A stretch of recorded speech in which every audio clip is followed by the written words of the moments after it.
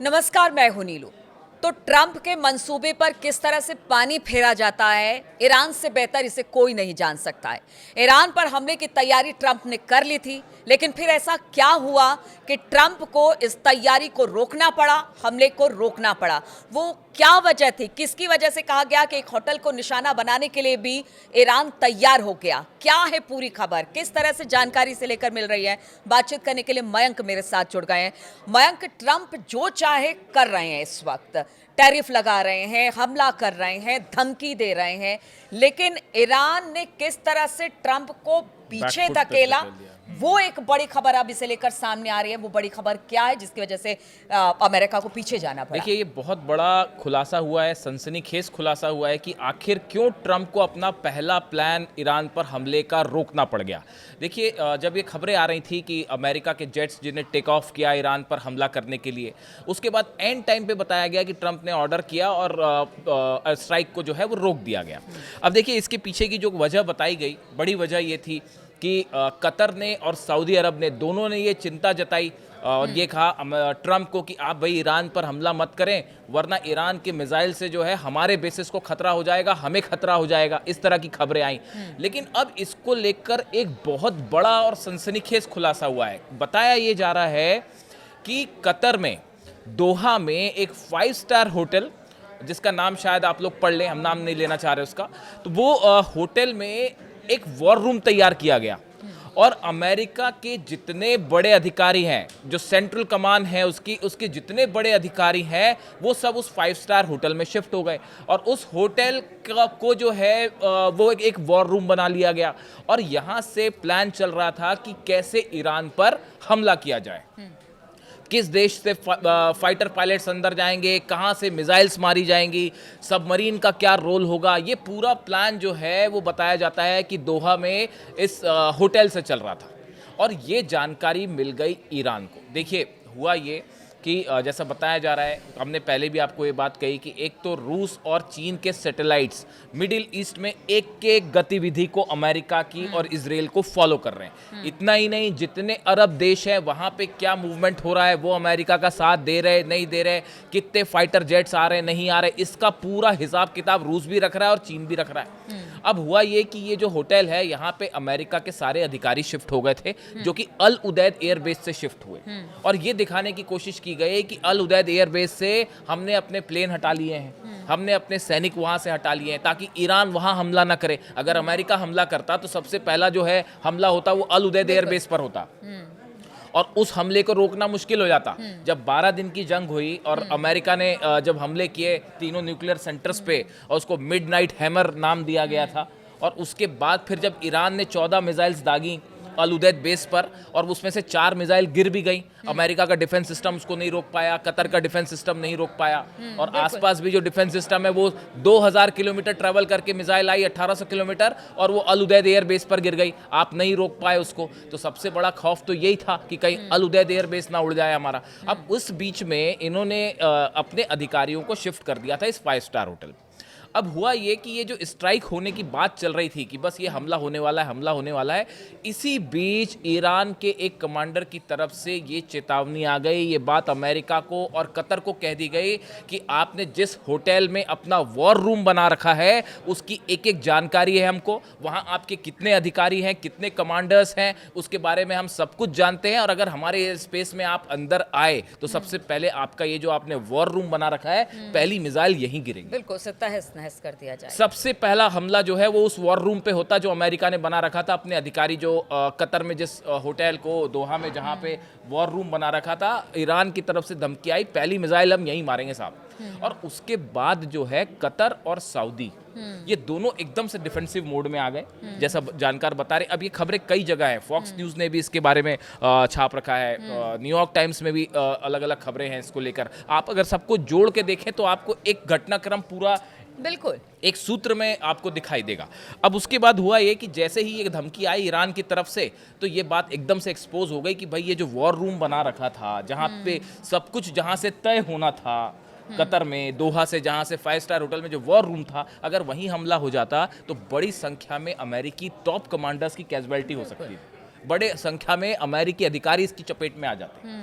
उसके बाद बताया ये गया कि जब ये धमकियां आई उसके बाद कतर की और सऊदी के बीच में एक बड़ी बैठक हुई और उस बैठक में ये बात कही गई कि भाई ये जो ईरान के तेवर दिख रहे हैं और जो इन्होंने बताया जा रहा है कि 500 से 600 खैबर मिसाइल्स तैनात कर रखी हैं, फतेह सीरीज की मिसाइल्स तैनात कर रखी ने हैं। भी पहले कह दिया था कि अभी समय नहीं है हमला करने का। देखिए बिल्कुल। पिछली बार जब हमला हुआ था अप्रत्याशित यानी अनप्रेडिक्टेबल था, अचानक से हमला हुआ, ईरान इसके लिए उस तरह से तैयार नहीं था। लेकिन इस बार तो ईरान ने इजराइल कह दिया हाँ, था हाँ। कि हाँ कि अब देखिए ऐसा है कि अगर आप हमें टारगेट करेंगे तो आपको भी छोड़ा नहीं जाएगा, उसके लिए पूरी तैयारी। हाँ, ये बिल्कुल बिल्कुल ठीक कहा आपने। ये ईरान की तरफ से साफ और क्लियर मैसेज था कि अगर हम पे हमला किया आपने तो इस बार हम लिमिटेड वॉर नहीं करेंगे। देखिए इस शब्द का इस्तेमाल जो है वो अगर आपने अली खामेनी साहब की लास्ट 2 स्पीच सुनी हो और ध्यान दिया हो इस बारे में, उनके कमांडर्स के बयान को आपने ध्यान से सुना हो, तो आप देखिए ये जो भाषण होते हैं इनके छोटे छोटे शब्द आपको पकड़ने पड़ते हैं।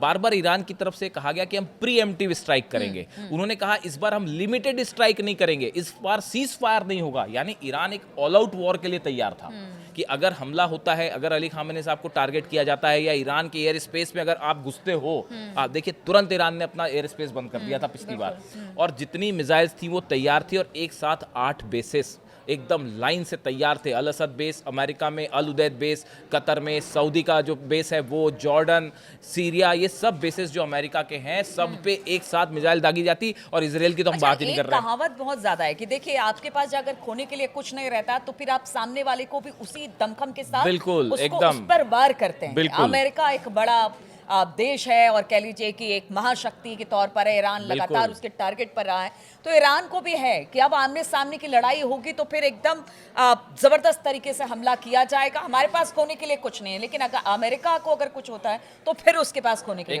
एकदम आपने ठीक कहा। यही वजह है, आप इतिहास उठा के देख लीजिए कब ऐसा हुआ कि अमेरिका को अपनी फोर्सेस वापस बुलानी पड़ गई इराक से। बताइए कब ऐसा हुआ? कभी इतिहास में हुआ ऐसा कि यहाँ ऑपरेशन होने जा रहा है ईरान पे, इराक से जो है अल असद बेस खाली करना पड़ गया? पहली बार हुआ ऐसा। अब देखिए अब ये घटनाक्रम पे आते हैं हम फिर से। अब ये जानकारी जैसी पता चला भाई इनको अमेरिका और कतर को और सऊदी को समझ में आई ये बात कि भाई ये तो पूरी जानकारी इनके पास पहुंच चुकी है कि वॉर रूम का एक एक चीज इनके पास है। उसके बाद कतर और बताया जाता है कि सऊदी के बीच में एक बड़ी चर्चा हुई और उसमें ये तय किया गया, जिसके बाद क्राउन प्रिंस जो है मोहम्मद बिन सलमान, इनकी तरफ से अमेरिका को ये बात कही गई कि भाई देखिए आप हमारे एयर स्पेस का इस्तेमाल ना करें, आप हमारे बेसिस का इस्तेमाल ना करें। अगर आपने हमारे बेसिस का इस्तेमाल किया, जो बताया जा रहा है कि जो सऊदी की तरफ से मैसेज दिया गया कि अगर आपने ईरान पर हमला किया इस हालात में तो मिडिल ईस्ट में एक इतनी बड़ी जंग छिड़ जाएगी जो यहाँ सब कुछ तहस नहस कर देगी। और वो जब उसके बाद तो फिर ये थोड़ी ना देखा जाएगा कि सऊदी किसके साथ है और यूएई किसके साथ, जो अमेरिका के साथ वो सब ईरान के दुश्मन। और ईरान ने भी ये बात साफ साफ कह दी थी सऊदी को कि देखिए हम आप पे हमला नहीं करना चाह रहे, हम यूएई पे हमला नहीं करना चाह रहे, हम सीरिया, जॉर्डन, किसी भी कतर, कहीं हम हमला नहीं करना चाह रहे, लेकिन अगर आपने अमेरिका को अपना एयर स्पेस दिया, अपना बेस दिया, तो मजबूरन हम आपको हमला करना पड़ेगा और हम सोचेंगे नहीं इसमें। ये बात टॉप अधिकारियों की तरफ से ईरान के कह दी गई थी इन सब देशों को, अरब देशों। यहां से पलट गया खेल। यहाँ से सबसे पहले तो ये जो वॉर रूम वाली बात सामने आ गई कि भाई 5 स्टार होटल उड़ाने के लिए ईरान तैयार बैठा है, सब अमेरिकी अधिकारी जो हैं सीधा टारगेट पे आ गए सेंट्रल कमांड के, उनको फिर पहले वहाँ से खाली करवाया गया। बताया जाता है कि वो आनंद में जो 5 स्टार होटल में जहाँ पे वॉर रूम बना हुआ था सो कॉल्ड, उसको वहाँ से खाली करवाया गया। सब अधिकारी को वहाँ उल्टे पर भगाया गया कि भाई पहले आप ही खाली करिए वरना पता चला कि आप ही निशाने पे आ जाएं।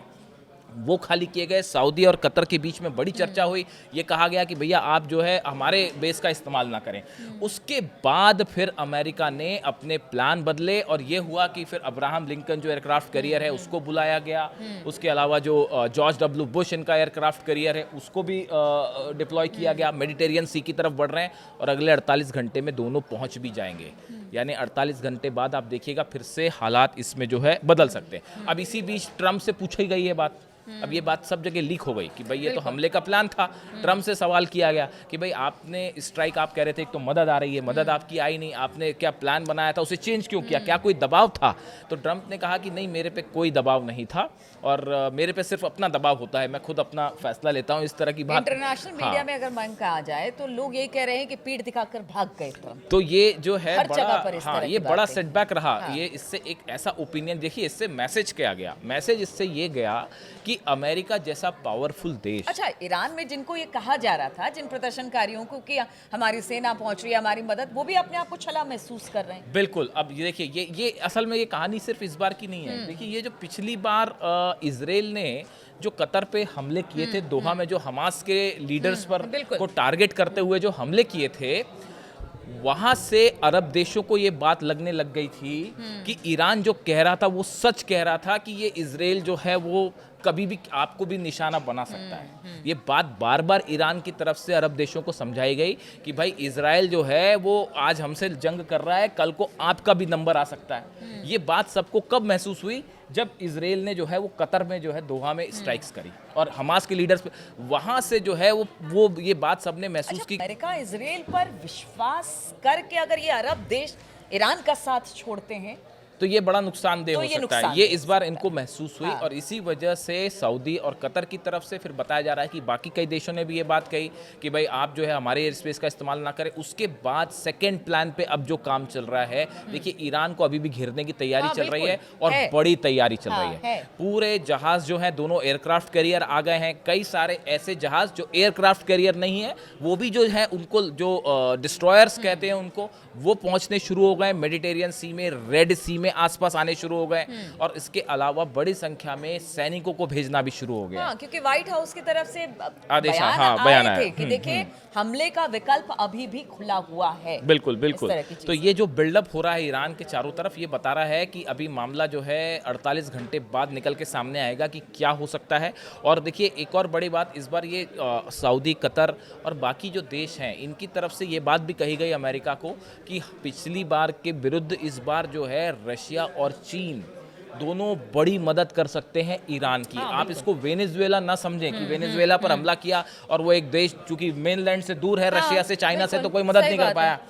लेकिन ऐसा ईरान के साथ नहीं है, तो वेनेजुएला मत समझिए। और यहाँ से जो है ये जो 5 स्टार होटल में वॉर रूम बनाने वाली बात थी और जो ईरान के एजेंट्स को पता चल गई, ईरान की खुफिया एजेंसीज को पता चल गई और वहाँ से जो है ये पूरा मामला पलटा और उसके बाद इन अधिकारियों को वहाँ से छोड़ना पड़ गया और यहाँ से पलट गया ट्रम्प का पहला प्लान।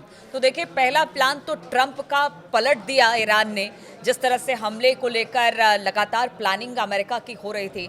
लेकिन देखिए, अमेरिका है और ट्रंप अभी भी उन्होंने कह रखा है कि देखिए हम हमला करेंगे या ईरान हमारी बात नहीं मानता है तो टैरिफ की बात हो या फिर सैंक्शंस की बात हो, वो करता रहे। लेकिन हमले का विकल्प अब भी खुला हुआ है, यानी कि स्थिति अब भी गंभीर है। कब क्या हो जाए पता नहीं चलता, लेकिन एक हमला तो विफल ईरान ने किया है और ये बड़ी बात है अपने ऊपर आने वाले संकट को। और इस बार तो ईरान भी तैयार है, क्योंकि इससे तो पूरा मिडिल ईस्ट सहमा हुआ है कि अगर अमेरिका या इजराइल हमला करता है तो फिर ईरान जवाब देगा और जवाब ऐसा कि पूरा मिडिल ईस्ट हिल कर रह जाएगा। चलिए, इस तरह की खबरों पर लगातार हमारी नजर बनी हुई है। तमाम अपडेट्स लेकर हम आपके पास आते रहेंगे। फिलहाल बहुत बहुत शुक्रिया आप सभी का हमारे साथ इस चर्चा में शामिल होने।